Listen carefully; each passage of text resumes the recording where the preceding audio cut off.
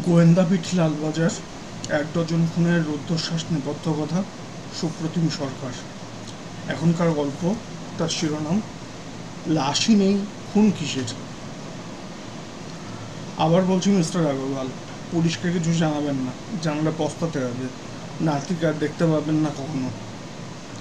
জানাবো না। ওকে কিছু করবেন না মিস্টার গুপ্ত, প্লিজ। বলছি তো, টাকা দেব, যা বলবেন করব। বসু সিনেমা চেনেন? হ্যাঁ হ্যাঁ, হাজার আমর, রাইট। সন্ধ্যে 7:20 নাগাদ গাড়ি নিয়ে আসবেন, বসুশ্রীর কাছে দাঁড় করাবেন। টাকা ব্রাউন পেপারে মুড়ে একটা চওড়া লাল রিবন দিয়ে বাঁধবেন, দেখে যাতে চেনা যায়। আচ্ছা, আমার এক কলিগ যাবে, দীনদয়াল উপাধ্যায়। মুখে বলবেন গাড়ি থেকে নেমে টাকার প্যাকেটটা হাতে নিয়ে মিনিটখানেক দাঁড়াতে। তারপর আবার গাড়িতে গিয়ে বসতে বলবেন। আমার লোক যাবে গাড়ির কাছে, তাকে প্যাকেটটা দিয়ে দিতে বলবেন। কিন্তু আমার নাতি মালতু টাকা পাই, নাতি কাল আপনার কাছে পৌঁছে যাবে। পুরো 80 আনছেন তো? হ্যাঁ, কিন্তু একবার যদি ওর সঙ্গে কথা বলা যায়। ওকে ঘুমের ওষুধ দেওয়া হয়েছে, ঘুমোচ্ছে। কিন্তু কোনো কিন্তু নেই। আপনার সন্দেহ হচ্ছে তো নাতি সত্যিই আমাদের কাছে আছে কি না? টাকা নেওয়ার সময় আমার লোক আপনার নাতির রিস্ট ওয়াচটা দিয়ে দেবে আপনার লোকেদের হাতে। আচ্ছা আচ্ছা, তাহলে ওই কথাই রইল। পুলিশকে জানালে কিন্তু জেনে যাব, মনে থাকে যেন। 7:20, বসুশ্রী, ঠিক আছে?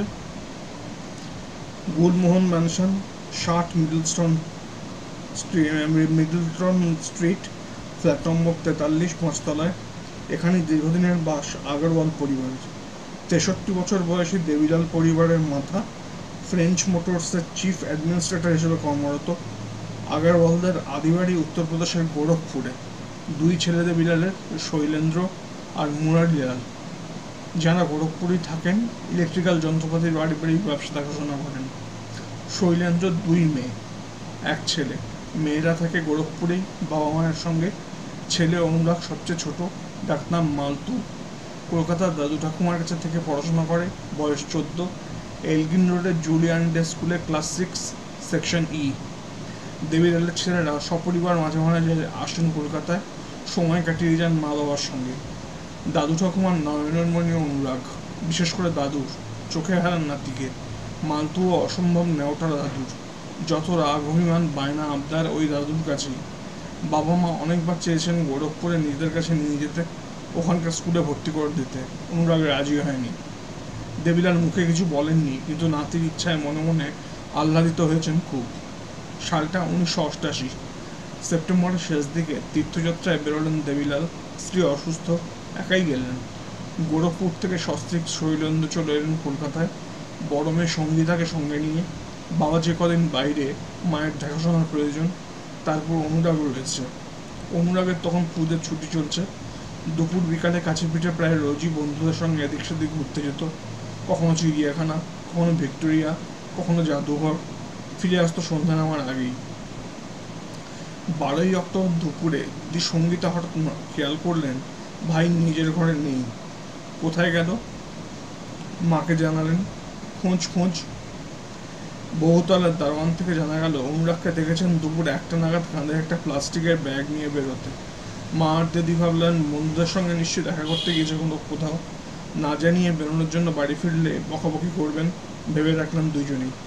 কিন্তু ফিরলে তো বিকেল পেরিয়ে সন্ধে, সন্ধে গড়িয়ে রাত, ফিরল না অনুরাগ।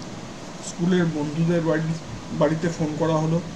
শৈলেন্দ্র প্রতিবেশীদের নিয়ে চষে ফেললেন পার্ক স্ট্রিট, ভিক্টোরিয়া, চিড়িয়াখানা চত্বর, প্রিন্সেপ ঘাট, ইডেন গার্ডেন। নেই, কোথাও নেই। বিনিদ্র রাত কাটল আগরওয়াল পরিবারের। পরের দিন সকালে দেবিলাল ফোন করলেন কলকাতার বাড়িতে। বাইরে গেলে রোজ যেমন করে থাকেন, শুনলেন দুঃসংবাদ। ছেলেকে বললেন অবিলম্বে পুলিশে মিসিং ডায়েরি করতে এবং পত্রপাঠ রওনা দিলেন কলকাতায়। পার্ক স্ট্রিট থানায় 13ই অক্টোবর জমা পড়ল অনুরাগের ছবি। ডায়েরির পর প্রাথমিক খোঁজখবর শুরু করলো পুলিশ। আজ থানায় ছবি পাঠানো, কোথাও কোনো কোথাও কোনো দুর্ঘটনা হয়েছে কিনা ইত্যাদি।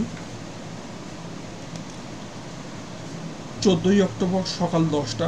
দেবিলাল ততক্ষণ পৌঁছে গিয়েছেন গোরখপুর। কলকাতার ট্রেন ধরবেন। হাওড়া স্টেশনের ট্রেন ঢুকতে ঢুকতে রাত 11:30 হবে। গোরখপুর স্টেশন থেকেই ফোন করলেন বাড়িতে। এবং খবর শুনে মাথায় বাজ ভেঙে পড়ল। গলা কাঁপছে শৈলেন্দ্রর। জানালেন 1 ঘন্টা আগে মিস্টার গুপ্ত নামে একজন ফোন করে জানিয়েছেন অনুরাগকে তারা কিডন্যাপ করেছেন। মুক্তির বিনিময়ে দাবি 1 লাখ টাকা। পুলিশকে কিছু জানালে মালতুকে প্রাণে মেরে ফেলবে বলে হুমকিও দিয়েছেন। ফের ফোন এলে একদিন সময় চেয়ে নিতে বললেন দেবীলাল। পরামর্শ দিলেন পুলিশকে এখনই কিছু না জানাতে। আরও বললেন ব্যাংক থেকে 30,000 টাকা যত তাড়াতাড়ি সম্ভব তুলে নিতে, বন্ধু বান্ধবদের থেকেও বাকিটাও জোগাড় করে রাখতে। 14 তারিখই ফোন এলো আরও কয়েকবার। হুমকি 24 ঘন্টার মধ্যে টাকা না পেলে মেলে ফেলা হবে অনুরাগকে। সঙ্গে রুটিন কথা, সতর্কবার্তা, পুলিশকে জানালে পরিণতি মারাত্মক হবে। শৈলেন্দ্র বললেন বাবা বাইরে আছেন, একটু সময় চেয়ে। দেবীলাল বাড়িতে ঢুকলেন মাঝরাতে। অফিসের সহকর্মী আর আত্মীয় স্বজনে বাড়ি ভর্তি। আশঙ্কা আর আতঙ্কে পুরো পরিবার প্রায় আচ্ছন্ন তখন। ফ্রেঞ্চ মোটরসের সহকর্মীরা যে যত পেরেছেন টাকা নিয়ে এসেছেন। শৈলেন্দ্র টাকা তুলেছেন ব্যাংক থেকে। দেখা গেল 80,000 জোগাড় হয়ে গিয়েছে। পরের দিন সকাল 15ই অক্টোবর ঠিক 9টায় ফোন বাজলো। অন্যদিকে মিস্টার গুপ্ত। কি কি ঠিক করলেন? বেশি সময় নেই আমাদের হাতে। আপাতত 80,000 দিচ্ছি, বাকিটা 2-1 দিনের মধ্যে দিয়ে দেবো। টাকা রেডি রাখুন, কখন কীভাবে কোথায় দেবেন সন্ধ্যাবেলা জানিয়ে দেবো। কিন্তু মালতুর সঙ্গে একবার বলছি তো, টাকা পেলে পরশুদিন বিকেলে বাড়ি পৌঁছে যাবে। কেউ কেউ বললেন পুলিশে জানিয়ে রাখা যাক। রাতভর আলাপ আলোচনার পর সিদ্ধান্ত হলো টাকা দেওয়া হোক, মালতু আগে বাড়ি ফিরুক, তারপরে পুলিশে জানানোর কথা ভাবা হবে। ঘরের ছেলের প্রাণ আগে না অপরাধীর ধরা পড়া আগে, নাকি টাকা আগে? আগে মালতু ফিরুক। অপহরণের মামলায় এই এক মুশকিল। একবার নয়, বারবার দেখেছি আমরা। জানাজানি হয়ে গেলে, মিডিয়ায় প্রচারিত হয়ে গেলে অন্য কথা, কিন্তু যদি সেটা না হয়, জানতে না পারে কেউ পরিবার পরিজন ছাড়া, মুক্তিপঞ্চে ফোন এলে, পুলিশে জানালে, অপহৃতকে প্রাণে মেরে ফেলার ভয় দেখালে স্বাভাবিক দোলাচলে ভুগতে থাকে পরিবার। পুলিশকে জানাবো কি জানাবো না? সত্যি বলতে দোষও দেওয়া যায় না ভুক্তভোগী পরিবারকে। এ তো চুরি ডাকাতি ছিনতাই শ্লীলতা নিয়ে নয় যে অভিযোগ করে দিলাম একবার পুলিশ যা করার করুক। প্রিয়জন জীবিত অবস্থায় অন্যের হেফাজতে বন্দী, এবং যে বা যাদের হাতে বন্দী জানা নেই তারা কতটা বিপজ্জনক, কতটা মরিয়া। এমন অবস্থায় অধিকাংশ ক্ষেত্রেই প্রাথমিক স্তরে পুলিশে অভিযোগ করা থেকে বিরত থাকতেই পছন্দ করে অপহৃতের পরিবার। অভিজ্ঞতা আমাদের। অনেকে মুক্তিপণ নিয়ে প্রিয়জন বাড়ি ফেরার পরই পুলিশকে জানান, কেউ কেউ আদৌ জানানই না। এক্ষেত্রেও ভয় পেয়েছিলেন আগরওয়াল পরিবার। পুলিশ জানালে পাছে ক্ষতি হয়ে যায় অনুরাগের, সেই আশঙ্কায় মুক্তিপণের টাকা দিয়েছিলেন। যখন জানালেন তখন চূড়ান্ত ক্ষতি হয়ে গিয়েছে, যা পূরণ হওয়ার নয়। পুলিশের দিকটাও বড় দরকার। অভিযোগ যদি সাহস করে কেউ করেও ফেলেন অপহরণের, সাবধানে, খুব সাবধানে পা ফেলতে হয় পুলিশকে। মাথায় রাখতে হয় অপরাধী তো ধরতে হবেই, কিন্তু নিরপরাধ প্রাণের মূল্যে নয়। অপহৃত ফিরে আসুক নিরাপদে, তারপর ঝাঁপানো যাবে, এই ভাবনা কাজ করেই। রক্ষণ মজবুত করে তবেই আক্রমণে যাওয়া। গ্রেপ্তার, মুক্তিপণের টাকা উদ্ধার ওসব পরেও হতে পারে, বিলক্ষণ সম্ভব, কিন্তু অপহৃতের প্রাণহানির ন্যূনতম ঝুঁকি থাকতে পারে এমন কিছু করার আগে 1000বার ভাবি আমরা। ঠিক হলো বাড়ির বিশ্বস্ত ড্রাইভার ভবন শর্মাকে নিয়ে দেবিলালের দীর্ঘদিনের সহকর্মী দীনদয়াল উপাধ্যায় টাকা নিয়ে যাবেন। ফোন এলো 6:30টায়। যা কথোপকথন হলো কাহিনীর শুরুতে পড়েছেন। হাজিরা মোড়ে রওনা হলেন দীনদয়াল উপাধ্যায়, যেমনটা নির্দেশ এসেছিল অক্ষরে অক্ষরে মেনে। কতটুকুই বা দূরত্ব মিডলটন স্ট্রিট থেকে হাজিরার। দীনদয়াল যখন পৌঁছলেন বসুশ্রীর সামনে, ঘড়িতে 7:10, মানে এখনো হাতে মিনিট 10। নেমে দাঁড়ালেন। হাতে প্যাকেট, ব্রাউন পেপারের লাল রিবন দিয়ে বাঁধা, ভিতরে 80,000 নগদ। গাড়িতে গিয়ে বসলেন কয়েক মিনিট পর।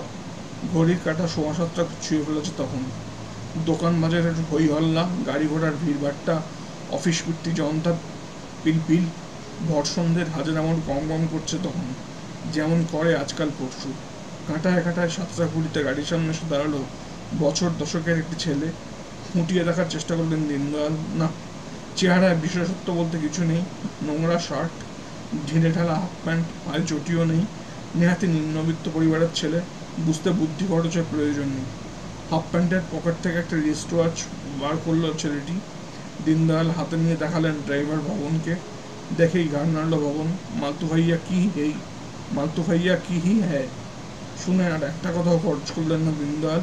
হাত বদল হয়ে গেল ব্রাউন পেপারের প্যাকেট যেটা নিয়ে দৌড় দিল ছেলেটি, মিশে গেল থেকে ভিড়ে। 7:45 নাগাদ মিডলটন স্ট্রিটে ফিরলেন দীনদয়াল। রেস্টুরেন্ট দেখে আর এক প্রস্ত কান্নাকাটি শুরু হলো। সিটিজেন কোয়ার্জ হোয়াইট ডায়াল এঘড়ি মালতুরি নিউ মার্কেট থেকে নাতিকে কিনে দিয়েছিলেন দাদুই। মা দিদি ঠাকুমার অঝোর কান্না থামালেন শৈলেন্দ্র। টাকা দেওয়া হয়েছে, মালতু কালই ফিরে আসবে। জানতেন না এই আশ্বাসবাণী কত ঠুনকো শোনাবে মাত্র 1 ঘন্টা পরে। আগরওয়ালদের বাড়িতে ফোন বাজলো রাত 9টায়। তুললেন দেবিলাল। অন্য প্রান্তে পরিচিত গলা, মিস্টার গুপ্ত। কি হলো মিস্টার আগরওয়াল? টাকা তো পেলাম না।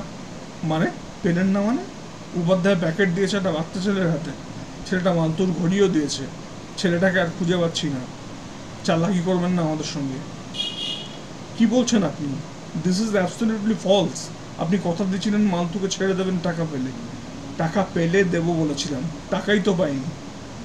ফোন কেটে যাওয়ার শব্দ পান দেবেন, বসে পড়েন মাথায় হাত দিয়ে। এবার কি করণীয়? ভেবেচিন্তে সিদ্ধান্ত নিল পরিবার। পুলিশকে জানাতেই হবে, রাস্তা নেই এছাড়া। মামলা দায়ের হলো পার্ক স্ট্রিট থানায়। তদন্তের দায়িত্ব পড়ল গোয়েন্দা দপ্তরের তৎকালীন সাব ইন্সপেক্টর দুলাল চক্রবর্তীর উপরে, যিনি সফল কর্মজীবনের শেষে অ্যাসিস্ট্যান্ট কমিশনার হিসেবে অবসর নিয়েছিলেন। অনুরাগ আগরওয়াল অপহরণ এবং হত্যা মামলা, পার্ক স্ট্রিট থানা, কেস নম্বর 631, তারিখ 17 অক্টোবর 1988, 120B 368/384/302/201 IPC। অপরাধমূলক ষড়যন্ত্র, খুনের উদ্দেশ্যে অপহরণ, মুক্তিপণ আদায়, খুন এবং প্রমাণ লোপাট। এই মামলা বহু ব্যবহারে মরচে পড়ে যাওয়ার তুলনাতেই বলি কলকাতা গোয়েন্দা পুলিশের টুপিতে উজ্জ্বল পালক। যে মামলার প্রসঙ্গে মাননীয় কলকাতা হাইকোর্ট মন্তব্য করেছিলেন, the prosecution case as aptly observed by the learned trial জাজ reminds us of a story taken from a thriller. ঘটনা 8-এর দশকের শেষাশেষির। যারা এখন 40-এর কোঠায় তারা নিশ্চয়ই ফিরে দেখতে পাবেন সময়টা অনায়াসে। আজকের মতো হাজারখানেক টিভি চ্যানেল ছিল না তখন। ছিল না 24x7 শুধু সিরিয়াল সিনেমার জন্যই নির্দিষ্ট গোটা 50 বাংলা, হিন্দি, ইংরেজি চ্যানেল। খেলা বা খবরের জন্য বরাদ্দ থাকতে হাতে গোনা গুটি কয়েক। সপ্তাহে একদিন হাত পিত্তেশ করে বসে থাকা চিত্রহারের অপেক্ষায়। হিন্দি সিনেমার জনপ্রিয় গানের অনুষ্ঠান শেষ হয়ে গেলে আক্ষেপ, মাত্র 4-5টা গান দেয়, এত বিজ্ঞাপনের কী দরকার? স্কুল কলেজ পাড়ায় আলোচনা অবধারিত পরের দিন, এবার একটা জমনা তেমন। বা শেষ গানটায় পয়সা ওষুধ। তখন সিরিয়াল বলতে 84-র হামলোক, ভারতীয় টেলিভিশন ইতিহাসে প্রথম সোপ অপেরা, যা আবির্ভাবেই তুমুল জনপ্রিয়। প্রতি এপিসোডের শেষে অশোক কুমারকে কয়েক মিনিটের ভাষ্য আর অননুকরণীয় হামলোক দিয়ে শেষ করা। বছর 2 পরে বোকা বাক্সের পর্দা দখল করবে বুনিয়াদ, দেশভাগের পটভূমি নিয়ে তৈরি সিরিয়াল। অলোকনাথ আর অনিতা কানোয়ারের হাত ধরে মাস্টার জি আর লাজোজি ঢুকে পড়বেন আম ভারতীয় পরিবারের হেসেলে। সোপ অপেরার সৌজন্যে হাট করে খুলে যাবে বহুদিনের বন্ধ থাকা একটা দরজা, যার জেরে পরের কয়েক দশকে ভারতীয় টেলিভিশনে আছড়ে পড়বে সিরিয়াল সুনামি। প্রিয় পাঠক পাঠিকা, উপরের দুটো অনুচ্ছেদ বাড়তি মনে হতে পারে, কিন্তু প্রেক্ষিতের স্বার্থে প্রয়োজন ছিল। অনুরাগের কথায় ফিরি। জন্ম 1974-এ, বেঁচে থাকলে বয়স হতো মাত্র 40। সিরিয়াল সিনেমার আকর্ষণ কৈশোরে অনেকেরই থাকে, অনুরাগেরও ছিল, কিন্তু অস্বাভাবিক বেশি মাত্রায়। টিভির বোকা বললে প্রায় কিছুই বলা হয় না। সিরিয়াল সিনেমা দেখা অনুরাগের কাছে ছিল সাধনার মতো। ডায়ালগ মুখস্থ করত, ঘরে অভিনয় করতো আয়নার সামনে। পড়াশোনা, খেলাধুলার মতো নেহাতি তুচ্ছ জাগতিক বিষয়ে মাথা ঘামাতে তীব্র অনীহাই ছিল বছর 14-র কিশোরের। আশা, আকাঙ্ক্ষা, স্বাদ আহ্লাদ বলতে একটাই, রূপলি পর্দায় মুখ দেখানো। সেটাই কাল হবে? কে ভেবেছিল? কারা করেছিল অপহরণ? কিভাবে? কাহিনী পিছিয়ে যা কয়েক মাস আগে। কিডন্যাপ কাণ্ডের পাণ্ডাদের সঙ্গে আলাপ করিয়ে দিই। দেবাশিস ব্যানার্জি, বয়স তখন 30 ছাড়িয়েছে। বাড়ি তিলজলার CM রায় রোডে। জীবিকা বলতে ছোটোখাটো অর্ডার সাপ্লাই। বাবা মা মারা গিয়েছেন, মা কিছু টাকা পেনশন পান পলিটিক্যাল সাফারার হিসাবে। মধ্যবিত্ত পরিবার, সচ্ছল নয় একেবারেই। যাদবপুরের একটি সাংস্কৃতিক সংগঠনের কাজকর্মে যুক্ত ছিলেন দেবাশিস। সেখানেই 1986-তে যাদবপুর বিশ্ববিদ্যালয়ের ছাত্রী কাবেরীর সঙ্গে আলাপ গড়ালো প্রেমে। 88 জানুয়ারিতে দিনক্ষণ ঠিক হয়ে গেল বিয়ের খরচাপাতির ব্যবস্থা করতে গিয়ে টাকা পয়সার সমস্যা দেখা দিল, কিন্তু সব পাকাপাকি হয়ে গিয়েছে। দিন আর পিছনো যায় না। বিয়েতে ধার দেনাও হলো কিছু, যা ক্রমে বাড়তে থাকলো বিয়ের পর। লৌকিকতা ইত্যাদিতে ব্যবসা তো মন্দা চলছে তখন। সংসার চালাতে দেবাশিসের না বিশ্বাস উঠল মাস ছয়েকের মধ্যেই। মেজো শালক রেলে কন্ট্রাক্টর ছিলেন। চেষ্টা করলেন দেবাশিসকে কিছু অর্ডার পাইয়ে দেওয়ার, সুবিধা হলো না তেমন। শ্যালকের থেকে দেবাশিস ধারও নিলেন 1020, শোধ করতে পারলেন না। কাবেরী প্রায়ই দুঃখ করতেন, দাদার টাকাটা ফেরত দিয়ে দাও, বাপের বাড়িতে লজ্জায় মাথা কাটা যায় আমার। কসবার মসজিদ বাড়ি লেনে থাকতেন দেবাশিসের এক ঘনিষ্ঠ বন্ধু বিজন বড়ুয়া, বিজ্ঞানের স্নাতক। প্রাইভেট টিউশন এবং একটি ওষুধের দোকানে টুকটাক কাজ করেই যার দিন গুজরান। অবিবাহিত, একাই থাকেন। আর্থিক অবস্থা করুণ বিজনেরও, ধার দেনা তারও বিস্তর। দুই বন্ধু সান্ধ্য আড্ডায় প্রায়ই ভাবতেন, এভাবে তো আর চলে না। দেনার বোঝা ঘাড়ে নিয়ে কতদিন আর টানা যাবে এভাবে? টাকার দরকার, কিন্তু কে দেবে?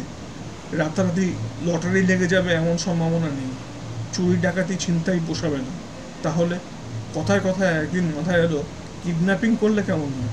চটজলদি বড়লোক হওয়ার আর তো কোনো উপায় দেখা যাচ্ছে না। ছক কষা শুরু করলেন দুই বন্ধু। কয়েকটা ব্যাপার ঠিক করে নিলেন প্রথমেই। এক, বিশাল ধনী কোনো পরিবারের ছেলেকে টার্গেট করা ঝুঁকির হয়ে যাবে। কাগজে বেরোবে, জানাজানি হবে, পুলিশ ছাপাবে। তার চেয়ে ভালো মোটামুটি সম্পন্ন পরিবারের কাউকে কিডন্যাপ করা। টাটা বিড়লা জাতীয় নয়, কিন্তু মুক্তিপণ দেওয়ার মতো টাকা আছে এমন। দুই, যা করতে হবে ভুলিয়ে ভালিয়ে, জোরজার করে নয়। তিন, অপহৃতকে রাখার জায়গা চাই। দেবাশিস বললেন বিজনের বাড়িতে রাখার কথা। বিজন শুরুতে রাজি হলেও মেনে নিলেন শেষ পর্যন্ত। চার, কিছু সরঞ্জাম চাই। মুখ বাঁধার জন্য লিউকোপ্লাস্ট কিনলেন দেবাশিস। বাগড়ি মার্কেট থেকে এয়ার পিউরিফায়ার মাস্ক। ভাবনা, কিডন্যাপ করার পর এই ঢাকনা মুখে পরিয়ে দিয়ে উপরে ফোঁটা ফোঁটা ক্লোরোফর্ম ঢালবেন, যা অপহৃতের নাকে ঢুকবে, তাতে ব্যাপারটা নিরাপদ থাকবে। কতটা দিতে হবে জানা নেই, ডোজ বেশি হয়ে গেলে যদি ঘুমই না ভাঙে। বিজন জোগাড় করলেন পেথিডিন ইঞ্জেকশন আর ক্লোরোফর্ম। 5, সম্ভাব্য শিকার খুঁজবে কি? টিউশনির ফাঁকে সময় বের করে মুশকিল বিজনের খোঁজার ভার নিলেন দেবাশিস। শিকারের সন্ধানে পরের সপ্তাহ দুয়েক Esplanade, New Market, Park Street, Ballygunge, আলিপুরের দিনভর ঘুরে বেড়াতেন দেবাশিস। বড়লোকরা তো এইসব জায়গাতেই থাকে অধিকাংশ, কিন্তু ওভাবে কি হয়? অনেক ঘুরে ফিরেও সুবিধা হচ্ছিল না। টার্গেট চিহ্নিত করছেন হয়তো, কিন্তু আলো জমাতে পারছেন না। প্রায় হাল ছেড়ে দেওয়ার মুখে যখন এক সন্ধ্যায় আচমকায় সন্ধান পেলেন সম্ভাব্য শিকারের। 2 অক্টোবর বিকেল সন্ধ্যার মাঝামাঝি তখন এসপ্ল্যানেড থেকে যতীন দাস পার্কের টিকিট কেটে দেবাশিস প্ল্যাটফর্মে অপেক্ষা করছেন। দেখলেন একটু দূরেই দাঁড়িয়ে দুটি ছেলে, দুজনেরই বয়স 13-14 হবে, ধোপদরস্ত জামা কাপড়। দেবাশিস কান পাতলেন। দুজনেই সিনেমা আর সিরিয়ালের গল্পে মগ্ন। ট্রেন এলো। দুই কিশোরের পিছু পিছু ট্রেনে উঠলেন, বসলেন ওদের পাশেই। গল্প তখনও লাগাতার চলছে সিনেমা। পরবর্তী স্টেশন পার্ক স্ট্রিট, আগলা station Park Street, the next station is Park Street. ঘোষণা মাত্রাই উঠে দাঁড়ালো দুজন। উঠে পড়লেন দেবাশিসও। ওদের সঙ্গেই নামলেন পার্ক স্ট্রিটে। প্ল্যাটফর্মেই আলাপ জমালেন দেবাশিস। এক্সকিউজ মি, তোমাদের সঙ্গে একটু কথা বলতে পারি? বলুন। আমি HK গুপ্ত, টিভি সিরিয়াল বানাই, একটু কথা বলতাম। তার আগে তোমাদের নামটা জানা দরকার। আমি অনুরাগ আগরওয়াল, আর ও সমীর পাটেল। সিরিয়ালের ব্যাপার কি বলছিলেন? আসলে আমি একটা সিরিয়াল বানাচ্ছি, সাফেদ ধাগে। একজন টিনেজারের গল্প। অ্যাক্টর খুঁজছি, পাচ্ছি না। তোমাকে দেখে মনে হলো রোলটায় ভালো মানাবে। অবশ্য তুমি যদি রাজি থাকো তবেই। কি বলছেন? আমরা রাজি। আর কে আছে সিরিয়ালে? দেবাশিস বুঝতে পারেন শিকার টোপ গিলেছে, এখন শুধু প্ল্যান মাফিক বড়শিতে গাঁথার অপেক্ষা। সব বলবো, কিন্তু দুজনকে তো নিতে পারবো না। অনুরাগ এই ছবিটার জন্য পারফেক্ট। সমীর তোমারটা পরের ছবিতে ভাববো। কিন্তু তোমার বাড়ির লোকজন রাজি হবেন তো অনুরাগ? হ্যাঁ হবে। শুরুতে বলবো না, সিরিয়াল টেলিকাস্টের আগে সারপ্রাইজ দিন। আসলে শুটিংয়ে কী হয় জানো, টাইমের ঠিক থাকে না কেন, যখন তখন কল টাইম থাকে। তোমার বাড়িতে অ্যালাউ করবে কি? ও আমি ম্যানেজ করবো, করে নেবো আঙ্কেল। সিরিয়াল কবে থেকে দেখাবে টিভিতে? দেবাশিস হাসেন, পিঠে হাত রাখেন অনুরাগে। হবে হবে, তোমার পুজোর ছুটির মধ্যেই শুটিং সেরে ফেলবো। এখন বাড়ির কাউকে কিছু না বলাই ভালো। বলবো না আঙ্কেল, নিশ্চিন্ত থাকুন। অনুরাগের বাড়ি কোথায়, কে কে আছেন, কে কী করেন, টেলিফোন নম্বর কি, সব কথার মাঝে খুঁটিয়ে জেনে নিলেন দেবাশিস। বললেন ফোনে যোগাযোগ করবেন, সঙ্গে যোগ করলেন বাড়ির অন্য কেউ ফোন ধরলে কিন্তু কেটে দেবেন। অনুরাগের গলা ফেলে তবেই কথা বলবেন, না হলে বাড়ির লোক জেনে যাবে, আর জেনে গেলে অভিনয়ের অনুমতি নাও দিতে পারেন। সকাল 10টা থেকে দুপুর 12:30টার মধ্যে করবেন আঙ্কেল, আমিই ধরবো, আশ্বস্ত করলো অনুরাগ। সন্ধেবেলা বিজনের বাড়িতে বসে প্ল্যান হলো, কাজটা পরের দিনই সেরে ফেলতে হবে। 3রা অক্টোবর বেলা 11টা নাগাদ রাসেল স্ট্রিটের পোস্ট অফিস থেকে ফোন গেল অনুরাগের বাড়ি। 2টো নাগাদ মহেন্দ্রন স্টেশনে আসতে বলো অনুরাগকে। তড়িঘড়ি চলে এলো অভিনয় স্বপ্নের বিভোর কিশোর। দেবাশিস বললেন তোমার লুক টেস্ট হবে আজ, ক্যামেরাম্যানের বাড়ি যাই চলো। নিয়ে গেলেন বিজনের বাড়ি। এদিক ওদিক চক্কর কেটে ঘুর পথে, যাতে চট করে আবার কখনো চিনে আসতে না পারে। বিজনের পরিচয় দিলেন ক্যামেরাম্যান হিসেবে, নাম মিস্টার রায়। সাফেদ থাকে সিরিয়ালের বানানো গল্প শোনা হলো অনুরাগকে। বিজন ক্যামেরা নিয়ে নানা পথে ছবি তুললেন কিশোরের। আসল কাজটা কিন্তু দেবাশিস বিজন করে উঠতে পারলেন না সেদিন, সাহসে কুলল না। 4:45 নাগাদ অনুরাগ বলল দেরি হয়ে যাচ্ছে, মা বাবা চিন্তা করবে এবার। দেবাশিস কালীঘাট স্টেশনে নিয়ে গিয়ে ময়দান স্টেশনের টিকিট কেটে দিলেন। পরের সাক্ষাতের দিন ঠিক হলো ফোন মারফত। 4ঠা অক্টোবর কালীঘাট মেট্রো স্টেশনে দুপুর 1টায়। ফের বিজনের বাড়িতে নিয়ে যাওয়া হলো অনুরাগকে। ঘটনাচক্রে সেদিন কোনো প্রতিবেশীর বাড়িতে সামাজিক অনুষ্ঠান, দিনভর আনাগোনা লোকজনের হইচই। সেদিনও হলো না, ফিরে গেল অনুরাগ। কিছু কাল্পনিক দৃশ্য অভিনয় করে দেখানোর পর সে রাতে বিজন বললেন দেবাশিসকে, এভাবে ছেলেটাকে বারবার বাড়িতে আনা ঝুঁকি রয়ে যাচ্ছে। পাড়ার কিছু লোকজনের চোখে তো পড়ছেই, যা করার খুব তাড়াতাড়ি করতে হবে, আর দেরি করাটা মারাত্মক ঝুঁকি হয়ে যাবে। ঠিক হলো 6 তারিখ দুপুরে ফের ডাকা হবে অনুরাগকে, আর সেদিনই পরস্পর। 6 অক্টোবর দুপুর 1টা, কথা হয়েছিল ফোন আগেই। অনুরাগকে নিয়ে দেবাশিস কসবায় পৌঁছাতেই বিজন বললেন শুটিং শুরু পরের সপ্তাহে, আজকে তো ফাইনাল লুক টেস্ট, কিন্তু তোমার মুখটা তো একদম রোদে পুড়ে কালো হয়ে গিয়েছে, এটা তো চলবে না ভাই। অনুরাগ শুনেই ভীষণ মুচড়ে পড়ল। সাজানো চিত্রনাট্যে দেবাশিস বিজনের পরের সংলাপ হলো এরকম, মিস্টার রায়, চেহারায় গ্লেজ ফিরিয়ে আনার জন্য ওই ইঞ্জেকশনটা দিলে হয় না? মন্দ বলেননি, কিন্তু ঘুম পাবে তো একটু, অবশ্য ঘন্টাখানেক মাত্র, তারপরে উঠে পড়বে, মুখে গ্লেজ ফিরে আসবে, ফ্রেশ লাগবে অনেক। অনুরাগ লাফিয়ে উঠল, দিন আঙ্কেল দিন, ইঞ্জেকশনটা দিন প্লিজ। পেথিডিন ইঞ্জেকশন দেওয়া হলো। ডিসপোজেবল সিরিঞ্জ দেবাশিস কিনে রেখেছিলেন। ইঞ্জেকশন দেওয়ার পর বেশ কিছুক্ষণ কাটলো, কিন্তু যাকে বলে ডিপ স্লিপ তাতে তলিয়ে গেল না অনুরাগ। ঘুম ঘুম আচ্ছন্ন ভাব, কিন্তু জেগে। ঘন্টাখানেক পর উঠেই বসলো অনুরাগ। আঙ্কেল ছবি তুলে নিন এবার। ছবি তোলা হলো। ততক্ষণে সন্ধ্যা নেমেছে প্রায়। পাশের ফ্ল্যাটের ভাড়াটিয়াদের একজন পাড়ার কালী পুজোর ব্যাপারে কথাও বলতে এসেছেন। কাজ হাসিল সেদিনও হলো না। অনুরাগকে মেট্রোয় ছেড়ে দিতে গেলেন দেবাশিস। রাসবিহারী মোড়ের পিসিও থেকে বাড়িতে মাকে ফোন করলো অনুরাগ, একটু দেরি হচ্ছে, চিড়িয়াখানা গিয়েছিলাম, সমীরদের গাড়ির টায়ার পাংচার হয়ে গিয়েছিল, চিন্তা করো না, আধ ঘন্টার মধ্যে পৌঁছে যাব। অপারেশন কিডন্যাপ বারবার 3বার ফেল। সেই রাত্রে বিজন পরিষ্কার জানালেন দেবাশিসকে তার বাড়িতে আর সম্ভব নয়। ছেলেটাকে অনেকে দেখেছে, চিনে ফেলেছে। কৌতূহল বাড়ছে পাড়ার প্রতিবেশী। কিডন্যাপের পর রাখার অন্য জায়গায় খোঁজা দরকার। হাওড়ার বাড়িতে দেবাশিসের এক পরিচিত ছিল, নাম পল্লব মুখার্জি, পলু। কাজকর্ম বলতে টুকটাক জমির দালালি, বাকি সময় এলাকার দাদাগিরি। পরের দিনই বালি গিয়ে প্ল্যান খুলে বলা হলো পলুকে। সব শুনে টুনে পলু বলল জায়গার ব্যবস্থা করে দিতে পারে ঘাসবাগানের অশোক রাই ওরফে ভোদা। তোমরা 11 তারিখ এসো একবার, তার মধ্যে আমি কথা বলে রাখছি। হাওড়া স্টেশনের কফি কর্নারে বেলা 11টা নাগাদ দেখা হবে। 11ই অক্টোবর। পলুর সঙ্গে কফি কর্নারে অপেক্ষা করছিল আরেকটি ছেলে, এর নাম গোপাল সরকার। একে সঙ্গে রাখলে কাজের সুবিধা হবে। আলাপ করিয়ে দিল পলু। 4 জনে মিলে ঘাসবাগানে যাওয়া হলো ভোদার সঙ্গে দেখা করতে। বহু গলিগুজি পেরিয়ে ভোদার বাড়ি। কথা হলো। দেবাশিস বিজন অল্পক্ষণেই বুঝলেন ভোদা অপরাধের দুনিয়ায় জলের মাছের মতোই স্বচ্ছন্দ। হাওড়ার নটরাজ হোটেলের কাছে গম বিক্রি করে, এও বাহ্য।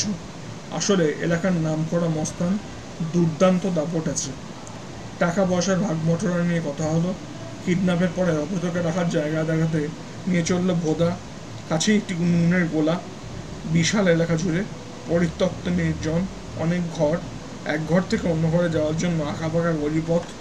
ভুল ভুলাইয়ার সঙ্গে টক করে জিততে না পারলেও লড়াই দেবে। ভোদা বেড়ি ধরিয়ে বলল, এটাই ফিট জায়গা, কেউ টের পাবে না, রাতে কোনো পাহারা থাকে না। এখানে রাখতে গেলে তোমাদের দুজনকেই পালা করে পাহারা দিতে হবে, আমার লোক পাহারা দেবে না। বিজন দেবাশীষ শত হলেও দাগি আসামি তো নন, একটু ঘাবড়ে গেলেন। বিজন বললেন, এই হানাবাড়িতে রাতভর একা পাহারা অসম্ভব। দেবাশীষ সায় দিলেন, অন্য জায়গায় হলে ভালো হয়। ভোদা ফ্রন্ট ফুটের প্লেয়ার, ব্যাক ফুটের কোনো অস্তিত্ব নেই চিন্তা ভাবনায়। হেসে আরেকটা বিড়ি ধরালো। বোঝা গেল জায়গার অভাবটা কোনো সমস্যাই নয়। মিনিট 5 মধ্যে সদর বলে পৌঁছে কাছেই দীক্ষিত ট্রান্সপোর্ট কোম্পানির গোডাউনে। কোম্পানি বন্ধ হয়ে গেছে মাস 6 আগে। একজন দারোয়ান আছে, নাম ভগবতী। ভর দুপুরে যার মুখ থেকে মদের গন্ধ ছিটকে বেরোচ্ছে ভক ভক করে। পাহাড় দেওয়ার পাশাপাশি চোলাই মদ বেচা শুরু করেছে ইদানিং। ভগবতী চাবি দিয়ে দিল এক কথায়। গুদাম ঘরটা বেশ বড়, নানা মাপের কাঠের প্যাকিং বাক্স রাখা। বেশ পছন্দ হয়ে গেল দেবাশিস বিজনের। হ্যাঁ, এটা চলবে। দুজনে রওনা হয়ে গেলেন কলকাতায়। পরের দিন সকাল 10টায় অনুরাগের সঙ্গে ফোনে যোগাযোগ করে বলা হলো দুপুর 1:30 নাগাদ কালীঘাট মেট্রো স্টেশনে আসতে। দিনটা 12ই অক্টোবর। নির্দিষ্ট সময়ে বাড়ি থেকে কাউকে না জানিয়ে বেরোলো অনুরাগ। হিরো হওয়ার স্বপ্নে মাতোয়ারা কিশোর। দূরতম কল্পনা তো ভাবেনি আর ফেরা হবে না। অনুরাগকে নিয়ে দুজনে প্রথম গেলেন চাঁদপাল ঘাট, তারপর লঞ্চে গঙ্গা পেরিয়ে হাওড়ায়। অনুরাগকে বললেন হাওড়ায় একটা গোডাউনের শুটিংয়ের লোকেশন। গোপাল ওপারের ঘাটে অপেক্ষা করছিল।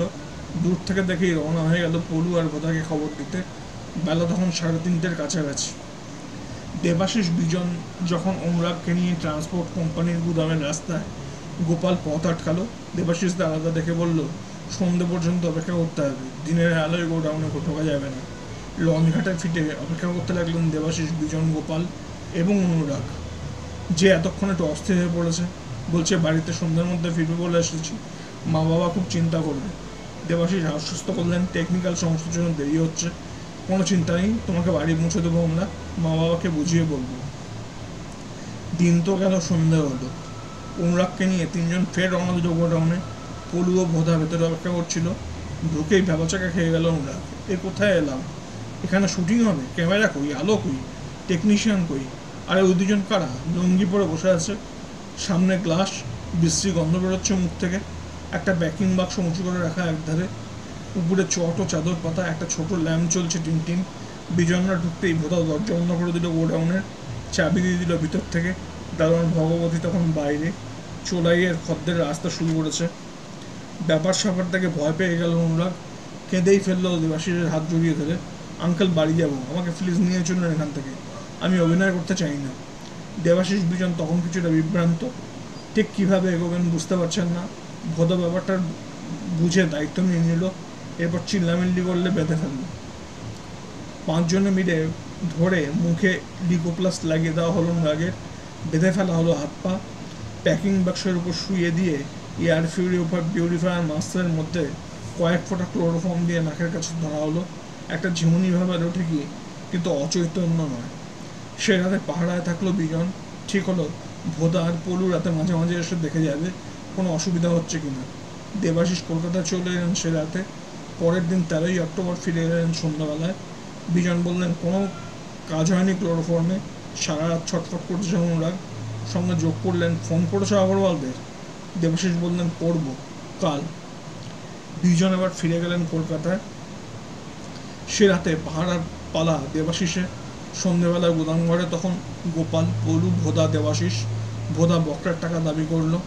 এখনও জোগাড় হয়নি শুনে খেপে গিয়ে বললো, এমন তো কথা ছিল না, আমি আগে টাকা না নিয়ে কোনো কাজে হাত দেই না। পলু বলেছিল বলে করেছিলাম, 2-3 দিন ওয়েট করব, তার মধ্যে টাকা না পেলে। কথা শেষ করলো না ভোদা, কিন্তু চোখের দৃষ্টিতে রক্তহীন হয়ে গেল দেবাশিসে। রাত বাড়লো। ভোদা একটা দোকানে নিয়ে গেল বাকি 3 জনকে। ডিনারে মশলা দোসা, শেষ পথে কুলফি। দেবাশিস পয়সা দিতে গেলেন, ভোদা থামিয়ে দিল, আমার কাছে পয়সা চাওয়ার হিম্মত এ তল্লাটে কারো নেই, কেউ কথা বলে না আমার উপরে। ফেরা হলো গুদামে, তখন প্রবল ছটফট করছে অনুরাগ, কাঁদছে, মুখ বাঁধা থাকায় আওয়াজ বেরোচ্ছে না, কিন্তু জল পড়েই চলেছে চোখ দিয়ে। পলু বলল, ব্যাপারটা কিন্তু খারাপ দিকে যাচ্ছে। কলকাতার ছেলে, ইংলিশ মিডিয়ামে পড়ে, টাকা যদি পেয়েও যাই, একে ছেড়ে দিলে সব বলে দেবে, মুখ তো চিনেই ফেলেছে, ধরা পড়লে লাইফ বরবাদ হয়ে যাবে। বোধার সায় দিল, সবার আগে দেবাশিস তোমরা ফাঁসবে, আনাড়িওয়ালার সঙ্গে কাজ করার এই মুশকিল, আমার জেল খাটা অভ্যেস আছে, ও ঠিক বেরিয়ে আসবো কয়েক মাসের মধ্যে, তুমি আর বিজন সারা জীবনের মতো ভোগে। পলু বলল, ভোদা ঠিক বলেছে, একে বাঁচিয়ে রাখলে বিপদ। দেবাশিস এসব শুনে দিশেহারা ধরুন, অনুরাগের ছটফটানি, ভোদা পলুর ভয় দেখানো, সব মিলিয়ে পাগল বগল অবস্থা।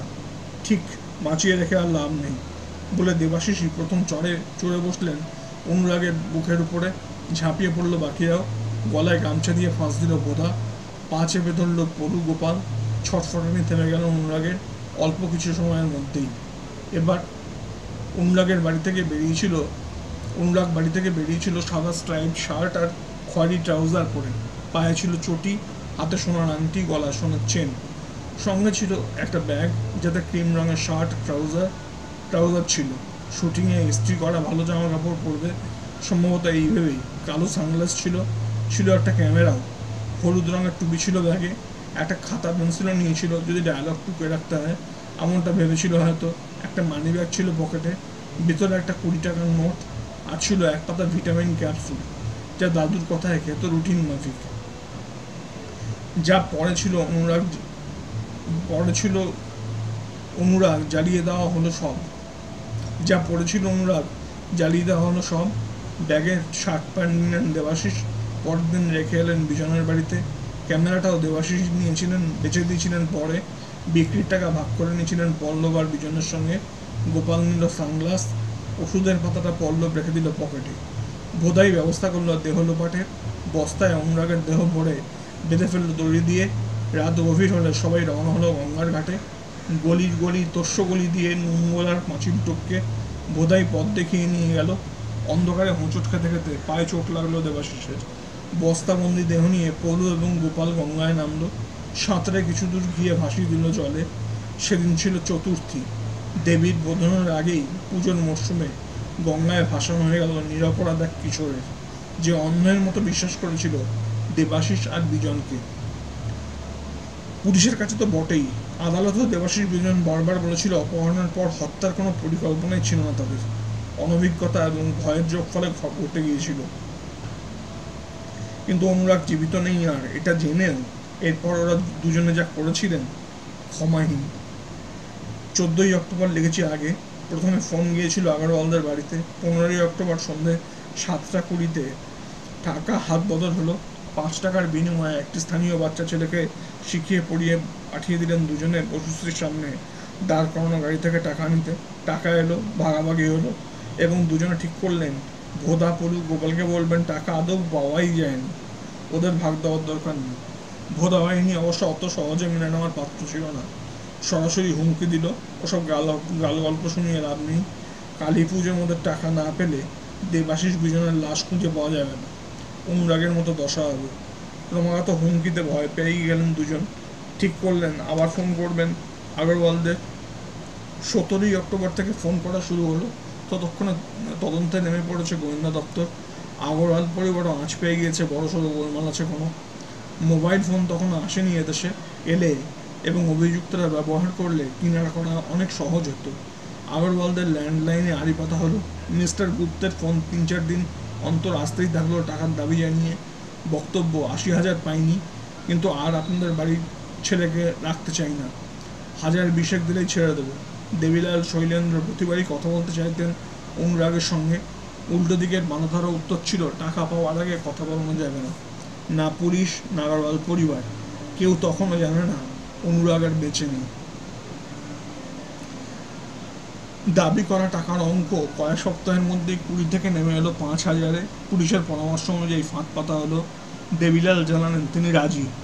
ফোনে নির্দেশ হলো 3রা নভেম্বর কালীঘাট মন্দিরের কাছে একটা ডাস্টবিনে কাগজের প্যাকেট টাকাটা রেখে দিতে। ছেঁড়া কাগজে ভর্তি প্যাকেট নিয়ে সকাল 10টায় ডাস্টবিনে প্যাকেট রেখে দিলেন শৈলেন্দ্র। 10:15 দেবাশিস ডাস্টবিনের কাছাকাছি এলেন, তাকাচ্ছিলেন এদিক ওদিক। 7 দশকের পুলিশ কলা চেপে ধরল। আপনি মিস্টার গুপ্ত? না মানে অনুরাগ কোথায়? কি অনুরাগ? একটু জোরদার থাপ্পড়ের প্রয়োজন হলো, যা গালে পড়লে মিনিট 3 কান মাথা ভৌঁ করার কথা। ওইটুকুই যথেষ্ট ছিল। স্যার, আমি দেবাশিস ব্যানার্জি। অনুরাগকে মেরে ফেলেছি আমরা। আমি একা ছিলাম না, বাকি যারা ছিল বিজন, পল্লব, ভোদা, গোপাল ধরা পড়লো কয়েকদিনের মধ্যেই। জেলায় সব স্বীকার করলো অভিযুক্তরা। কিন্তু একটাই সমস্যা, অনুরাগের দেহ পাওয়ার কোনো সম্ভাবনা ছিল না। দেহ না পেলে মৃত্যু প্রমাণ করা দুরূহ। অভিযুক্তদের জিজ্ঞাসা করা হলো, একই স্বীকারোক্তিকে আদালতে দেওয়ার জন্য প্রস্তুত? সবার আগে রাজি হলেন দেবাশিস। এখানে একটু আইনের ব্যাখ্যা জরুরি, তফাৎটা বোঝানো জরুরি। পুলিশের কাছে করা স্বীকারোক্তি আর আদালতের বিচারকের এজলাসে করা স্বীকারোক্তির। গ্রেপ্তারের পর পুলিশ ধৃতের মৌখিক স্বীকারোক্তির বয়ান লিপিবদ্ধ করতে পারে ফৌজদারি দণ্ডবিধির 161 ধারায়, কিন্তু এই স্বীকারোক্তি প্রামাণ্য হিসেবে গ্রাহ্য নয় আদালতে, যতক্ষণ না অন্য সাক্ষ্য প্রমাণ দিয়ে তর্কাতীতভাবে প্রমাণিত হচ্ছে। পরিভাষায় করোবোরেটিভ এভিডেন্স, সহায়ক প্রমাণ মাত্র, স্বতঃসিদ্ধ নয়। হতেই পারে মেরে ধরে ভয় দেখিয়ে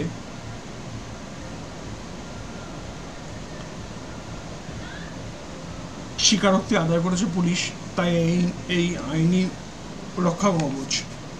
আদালতে বিচারকের কাছে দেওয়া স্বীকারোক্তি বা জুডিশিয়াল কনফেশন ফৌজদারি দণ্ডবিধির 164 ধারা।